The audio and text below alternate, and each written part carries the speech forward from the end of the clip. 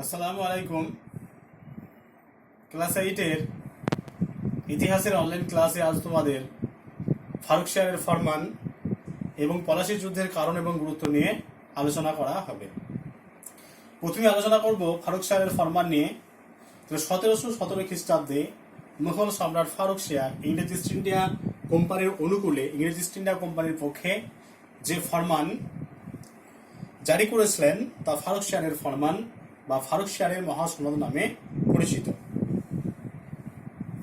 তাহলে এই ফারুক শাহের ফরমান বা ফারুক শাহের মহাসনদ অনুসারে ইংরেজ ইস্ট ইন্ডিয়া কোম্পানি যে সমস্ত সুযোগ সুবিধাগুলি পেয়েছিল তার মধ্যে অন্যতম হল যে ইংরেজ ইস্ট ইন্ডিয়া কোম্পানি মুঘল সম্রাটকে বার্ষিক 3000 টাকার বিনিময়ে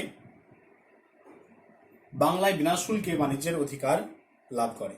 তাহলে ইংরেজ ইস্ট ইন্ডিয়া কোম্পানি মুঘল সম্রাট ফারুক শাহকে বার্ষিক বছরে 3000 টাকার বিনিময়ে বাংলায় বিনা শুল্কে বাণিজ্যের অধিকার লাভ করে ইংরেজ ইস্ট ইন্ডিয়া কোম্পানি। 1 নম্বর পয়েন্ট। 2 নম্বর পয়েন্ট হচ্ছে যে কলকাতার আশেপাশে অনেকগুলি গ্রাম, কলকাতা, গোবিন্দপুর, সুতানুটি, এছাড়াও আরো অনেক গ্রাম কিনে কোম্পানির জমিদারির অধীনে আনার অনুমতি দেওয়া হয়। 3 নম্বর হচ্ছে মুর্শিদাবাদে সম্রাটের টাকসাল হিসেব মতো রূপো জমা দেওয়ার বিনিময়ে কোম্পানিকে কোম্পানির মুদ্রা ছাপিয়ে নেওয়ার অধিকার দেওয়া হয়।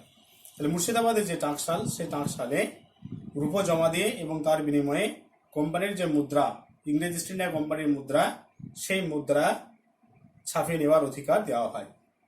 4 নম্বর, বাংলায় কোম্পানির বাণিজ্য ও মাল চলাচলে বাধা সৃষ্টি এবং অতিরিক্ত কর বা শুল্ক না ধার্য করার জন্য নবাবকে নির্দেশ দেওয়া হয়। 5 নম্বর, বাংলার বাইরে অন্যান্য বাণিজ্য কেন্দ্র যেমন হায়দ্রাবাদ, মাদ্রাজ, এই সমস্ত স্থানে কোম্পানি যে হারে শুল্ক প্রদান করে, যে হারে শুল্ক প্রদান করে আসছে সেই হারেই তারা শুল্ক প্রদান করবে, এটা স্থির হয়, এটা ঠিক হয়।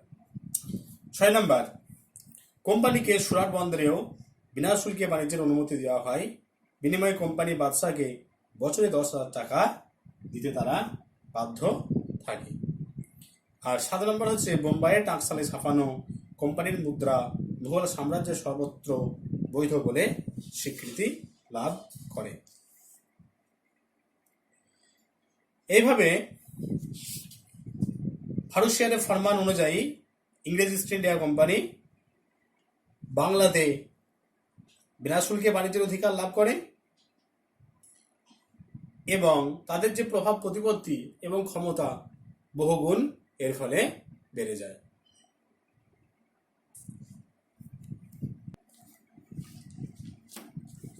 এরপর পলাশী যুদ্ধ নিয়ে আলোচনা করব। এরপর পলাশী যুদ্ধের কারণ এবং গুরুত্ব নিয়ে আলোচনা করব।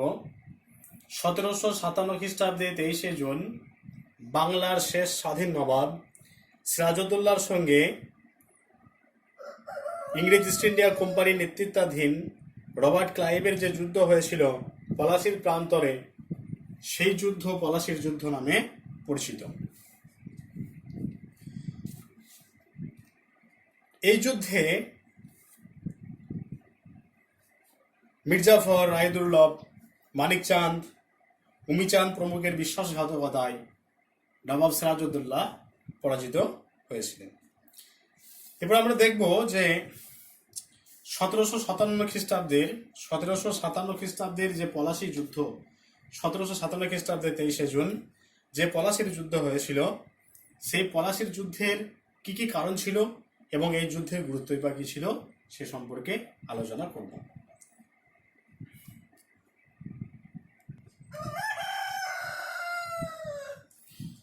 1757 খ্রিস্টাব্দে 23শে জুন সিরাজউদ্দৌলার সঙ্গে ইংরেজ ইস্ট ইন্ডিয়া কোম্পানির যে যুদ্ধ বেঁধেছিল, সে যুদ্ধের বেশ কিছু কারণ ছিল। তার মধ্যে প্রথম পয়েন্ট হচ্ছে আনুগত্য প্রদর্শন না করা।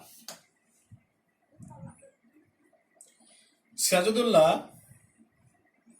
সিংহাসনে বসার পর অন্যান্য ইউরোপীয় কোম্পানিগুলি ভারতীয় প্রথা অনুযায়ী আনুগত্য জানিয়ে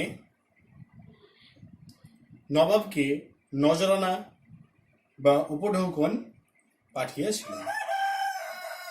কিন্তু ইংরেজ ইস্ট ইন্ডিয়া কোম্পানি বাংলার নবাব সিরাজউদ্দৌলাকে কোনরূপ নজরানা বা উপঢৌকন পাঠায়নি। এতে এই ঘটনায় সিরাজউদ্দৌলা অপমানিত বোধ করেন এবং ইংরেজদের প্রতি রুষ্ট হন।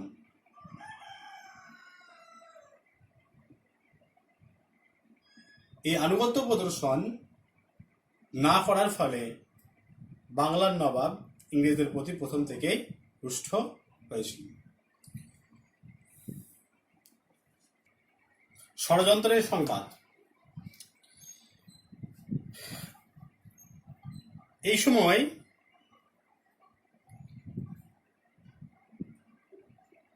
যখন নবাব সিরাজউদ্দৌলা বাংলার মসনদে বসেন, ঠিক সেই সময় একটা খবর আছে যে ইংরেজ ইস্ট ইন্ডিয়া কোম্পানি তার বিরুদ্ধে ঘসেটি বেগম এবং পূর্ণিয়ার নবাব শওকত জংকে সাহায্য দেওয়ার প্রতিশ্রুতি দিয়েছে। এই সংবাদে সিরাজ আরো ক্রুদ্ধ হয়ে ওঠেন। 3 নম্বর হচ্ছে কৃষ্ণদাসকে আশ্রয়।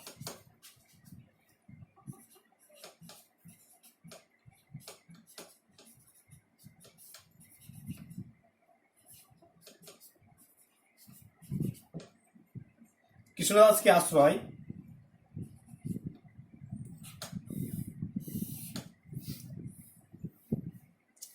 ঢাকা দেওয়ান রাজবল্লভ রাজকোষের অর্থ জমা দেওয়ার ব্যাপারে তছরূপ বা গডমিল করলে সিরাজ তাকে মুর্শিদাবাদে এসে সমস্ত হিসেব বুঝিয়ে দেওয়ার নির্দেশ দেন।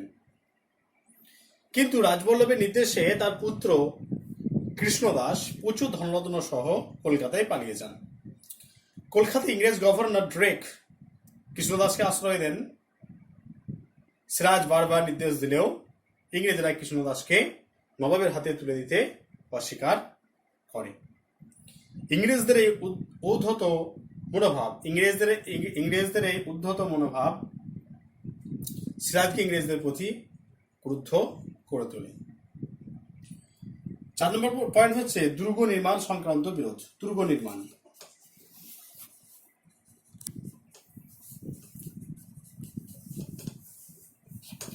দুর্গ নির্মাণ।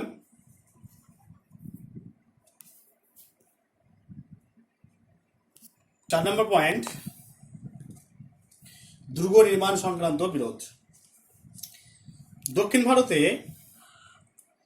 ইংরেজদের সঙ্গে ফরাসিদের যে যুদ্ধ হয়েছিল, তার ফলে বাংলাতে ইংরেজ এবং ফরাসি উভয় কোম্পানি দুর্গ নির্মাণ শুরু করে। নবাব সিরাজউদ্দৌলা উভয় পক্ষকে দুর্গ নির্মাণ বন্ধ করার নির্দেশ দেন। ফরাসিরা সেই নির্দেশ মান্য করে এবং দুর্গ নির্মাণ বন্ধ করে, কিন্তু ইংরেজরা দুর্গ নির্মাণ বন্ধ করেনি। এ ব্যাপারে সিরাজউদ্দৌলা তার দূত নারায়ণ দাসকে ইংরেজদের কাছে পাঠিয়েছিলেন দুর্গ নির্মাণ বন্ধ করার জন্য, কিন্তু ইংরেজরা কি করেছিল? ইংরেজরা নবাবের দূত নারায়ণ দাসকে অপমান করে তাড়িয়ে দেয়। এতে নবাবের মর্যাদা আরো ক্ষুণ্ণ হয়ে ওঠে। এরপর হবে 5 নম্বর পয়েন্ট আছে দস্তকের অপব্যবহার।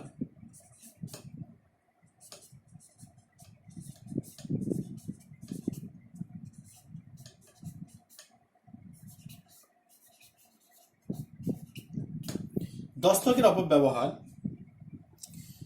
মুঘল সম্রাট ফারুক শিয়ার 1717 খ্রিস্টাব্দে ইংরেজ ইস্ট ইন্ডিয়া কোম্পানিকে বাংলায় বিনা শুল্কে বাণিজ্য করার যে ছাড়পত্র দিয়েছিল তা দস্তক নামে পরিচিত। কোম্পানি কর্মচারীরা নিজেদের ব্যক্তিগত বাণিজ্যে দস্তকের ব্যবহার করতে শুরু করে। এর ফলে বাংলার নবাব বাড়তি রাজস্ব থেকে বঞ্চিত হয়। সিরাজ দস্তকের অপব্যবহার বন্ধ করার নির্দেশ দিলে কোম্পানি নীরব থাকে।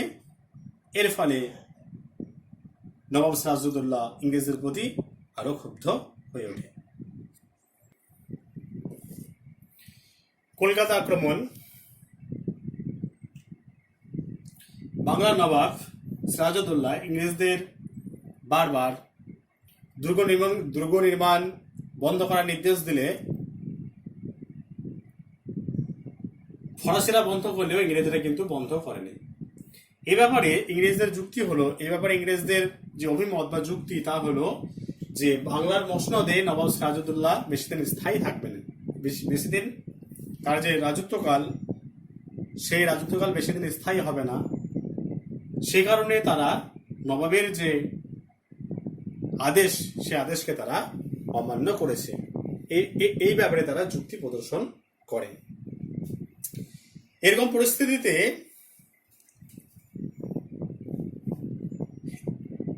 নবাব সিরাজউদ্দৌলা ইংরেজদের সমুচিত শাস্তি দেওয়ার জন্য, সমুচিত শিক্ষা দেওয়ার জন্য তিনি 1756 খ্রিস্টাব্দে 20 জুন কলকাতার ফোর্ট উইলিয়াম দুর্গ আক্রমণ করেন। ইংরেজরা পরাজিত হয়ে ফলতায় আশ্রয় গ্রহণ করে। নবাবের নির্দেশে 146 জন বন্দীকে 18 ফুট এবং 18 ফুট দৈর্ঘ্য এবং 14 ফুট 10 ইঞ্চি প্রস্থ, 18 ফুট দৈর্ঘ্য এবং 14 ফুট 10 ইঞ্চি প্রস্থ একটি কক্ষে বন্দী করে রাখা হয়। এর পরদিন 123 জন বন্দী মারা যান। এই ঘটনাটি নবাবের চরিত্র হরণ করার জন্য ইংরেজ হলওয়েল এটি প্রচার করেন যাতে নবাবের চরিত্র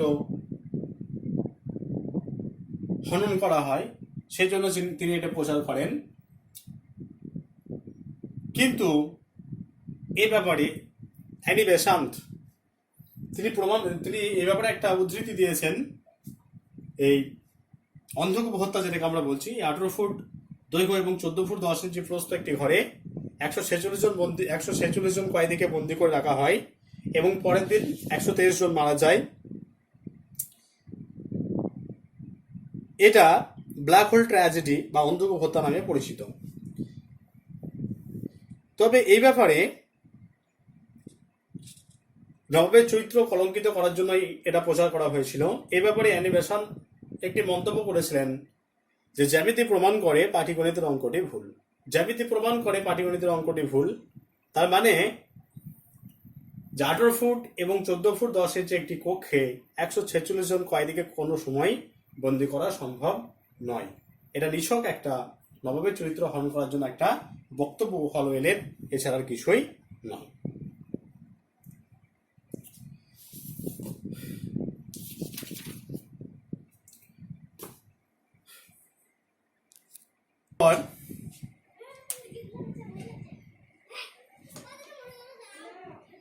হায়দ্রাবাদের সন্ধি। কলকাতার পতনে সংবাদ মাদ্রাজে পৌঁছালে অ্যাডমিরাল ওয়াটসন এবং ইংরেজ সেনাপতি রবার্ট ক্লাইভ কলকাতা পুনরুদ্ধারের জন্য সচেষ্ট হন।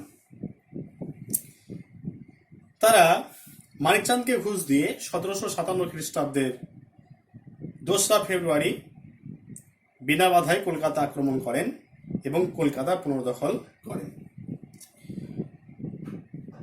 এই সংবাদে সিরাজ আবার কলকাতায় পৌঁছায় এবং কয়েকদিন যুদ্ধ চলার পর নবাব সিরাজউদ্দৌলা 1757 খ্রিস্টাব্দের 9 ফেব্রুয়ারি আলীনগরের সন্ধি স্বাক্ষর করতে বাধ্য হন।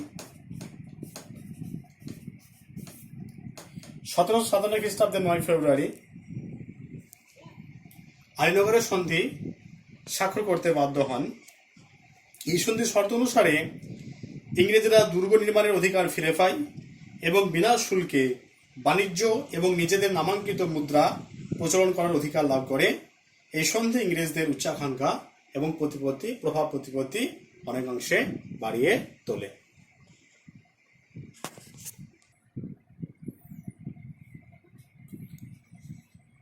সিরাজউদ্দৌলার বিরুদ্ধে ষড়যন্ত্র। 8 নম্বর পয়েন্ট, মুর্শিদাবাদের রাজদরবারে জগৎ শেঠ রাজবল্লভ, রায়দুর্লভ, উমিচাঁদ, ইয়ার লতিফ, মির্জাফর প্রমুখ সিরাজের উদ্ধত আচরণে ক্ষুব্ধ হয়ে তাকে সিংহাসনচ্যুত করার পরিকল্পনা গ্রহণ করে এবং গোপনে তারা রবার্ট ক্লাইভের সঙ্গে ষড়যন্ত্রে যোগ দেয়।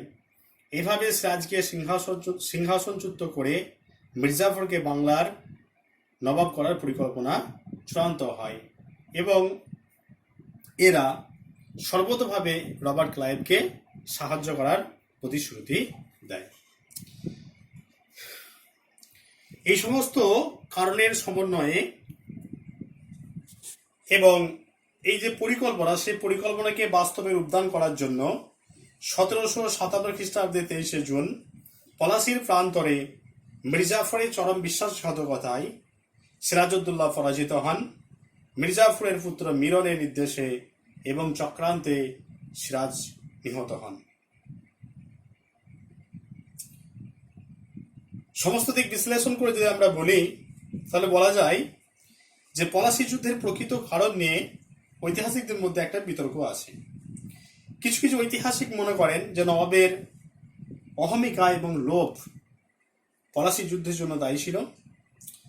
আবার বেশ কিছু ঐতিহাসিক মনে করেন যে বাংলা সিংহাসনে নিজেদের পছন্দ মতো লোককে বসানোর জন্য সিরাজের সঙ্গে সংঘর্ষে লিপ্ত হন ইংরেজ ইস্ট ইন্ডিয়া কোম্পানি। এ প্রসঙ্গে ব্রিজেন গুপ্ত বলেছেন যে ঐশ্বর্য এবং ক্ষমতার মোহে আচ্ছন্ন হয়ে ইংরেজরা সাম্রাজ্যবাদী কার্যে লিপ্ত হয়ে পড়ে এবং তার ফলেই পলাশী যুদ্ধ সংঘটিত হয়। এরপর আমরা দেখব যে 1757 খ্রিস্টাব্দের যে পলাশী যুদ্ধ হয়েছিল, সেই পলাশী যুদ্ধের গুরুত্ব কি ছিল সেই নিয়ে।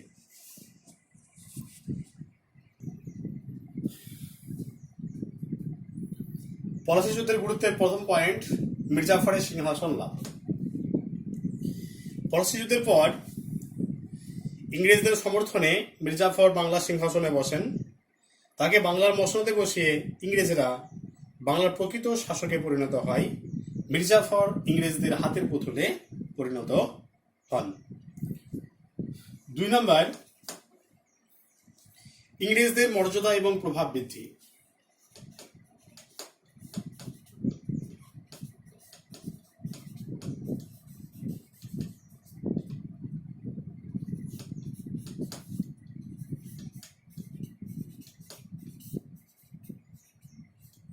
ইংরেজদের মর্যাদা এবং প্রভাব বৃদ্ধি।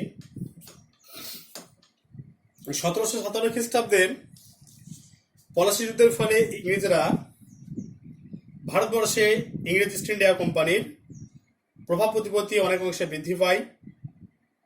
পলাশী যুদ্ধের সাফল্যের পর ইংরেজ কোম্পানি ভারতে সাম্রাজ্য স্থাপনের শক্তিশালী দাবিদার হিসেবে নিজেদের সুপ্রতিষ্ঠিত করে। 3 নম্বর হচ্ছে ইংরেজদের একচেটিয়া বাণিজ্য।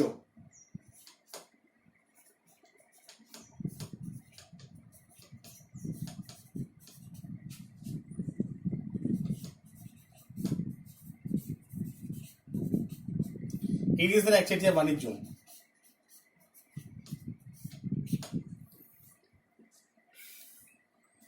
পলাশী যুদ্ধের পর ইংরেজরা বাংলা থেকে অন্যান্য ইউরোপীয় বণিকদের তাড়িয়ে দেয়, বিতাড়িত করে এবং বাংলার বাণিজ্য ক্ষেত্রে একচেটিয়া আধিপত্য স্থাপন করে। বাংলার যে বাণিজ্য, সেই বাণিজ্যে ইংরেজরা একচেটিয়া বাণিজ্যের অধিকারী লাভ করে পলাশী যুদ্ধের পর।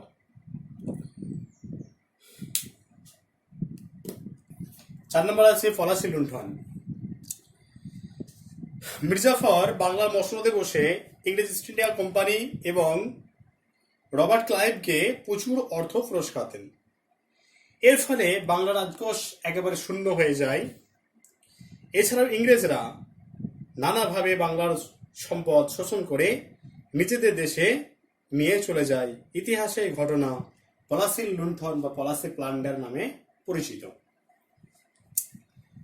5 নম্বর হচ্ছে ফরাসিদের বিরুদ্ধে জয়। বাংলার অর্থ সম্পদ দিয়ে ইংরেজ ইস্ট ইন্ডিয়া কোম্পানি একটি শক্তিশালী সৈন্যবাহিনী গঠন করে। এই বাহিনীর সাহায্যে দক্ষিণ ভারতে ফরাসিদের বিতাড়িত করতে ইংরেজরা সচেষ্ট হয়। পলাশী যুদ্ধের পর ভারতে ফরাসিদের ভবিষ্যৎ একেবারে অন্ধকার হয়ে যায়। এই পলাশী যুদ্ধের পর ইংরেজ ইস্ট ইন্ডিয়া কোম্পানি ভারতবর্ষে ব্রিটিশ সাম্রাজ্য বিস্তারের ভিত এই পলাশী যুদ্ধের পর তৈরি হয়।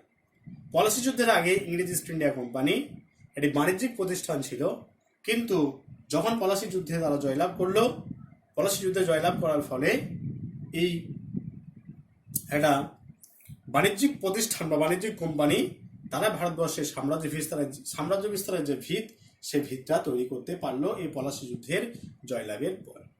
কবি রবীন্দ্রনাথ ঠাকুরের ভাষায় বণিকের মানদণ্ড রাজদণ্ডে পরিণত হলো। তাহলে যে বণিক ব্যবসা করার জন্য ভারতবর্ষে এসেছিল, তাদের সে বণিকের মানদণ্ড রাজদণ্ডে পরিণত হলো। আবার কবি নবীনচন্দ্র সেনের মতে পলাশীর যুদ্ধে পরাজয়ের ফলে বাংলার স্বাধীনতা সূর্য অস্তমিত হয়। তার মানে কবি নবীনচন্দ্র সেন বোঝাতে চাইছেন যে এই পলাশী যুদ্ধের পর বাংলার যে স্বাধীন নবাবী, সেই স্বাধীন নবাবীর পতন ঘটে, অর্থাৎ বাংলার শেষ স্বাধীন নবাব সিরাজউদ্দৌলার মৃত্যুর সঙ্গে সঙ্গে বাংলায় যে স্বাধীন নবাবী, সেই স্বাধীন নবাবীর পতন ঘটে এবং ভারতবর্ষে এবং যে সূর্য, সেই সূর্য অস্তমিত, বাংলার যে স্বাধীনতার সূর্য, সেই সূর্য অস্তমিত হয়ে পড়ে। এরপর যারা বাংলার মসনদে বসেন তারা সকলে ইংরেজদের আশ্রিত হয়ে পড়ে, অর্থাৎ তারা কেউ স্বাধীন নবাব ছিলেন না। আবার ঐতিহাসিক যদুনাথ সরকার তিনি পলাশী যুদ্ধের ফলে মধ্যযুগের অবসান ঘটে এবং আধুনিক যুগের সূচনা হয় বলে তিনি মনে করেন। তাহলে পলাশী যুদ্ধ হচ্ছে মধ্যযুগের শেষ এবং আধুনিক যুগের সূচনা বলে ঐতিহাসিক যদুনাথ সরকার মনে করেন।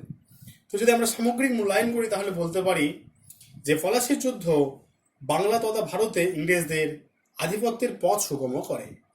এই যুদ্ধে জয়লাভের ফলে ইংরেজদের মান মর্যাদা অনেকটা বৃদ্ধি পায় এবং এই যুদ্ধে জয়লাভের ফলে ইংরেজ ইস্ট ইন্ডিয়া কোম্পানি ভারতবর্ষের একচ্ছত্র ক্ষমতার অধিকারী হয়ে ওঠে এবং ইংরেজদের যে প্রধান প্রতিপক্ষ, সেই প্রধান প্রতিপক্ষ অর্থাৎ ফরাসিদের পরাজয় ঘটে এবং ইংরেজ ইস্ট ইন্ডিয়া কোম্পানি একচেটিয়া বাণিজ্যের অধিকারী হয়ে ওঠে এই পলাশী যুদ্ধের ফলে।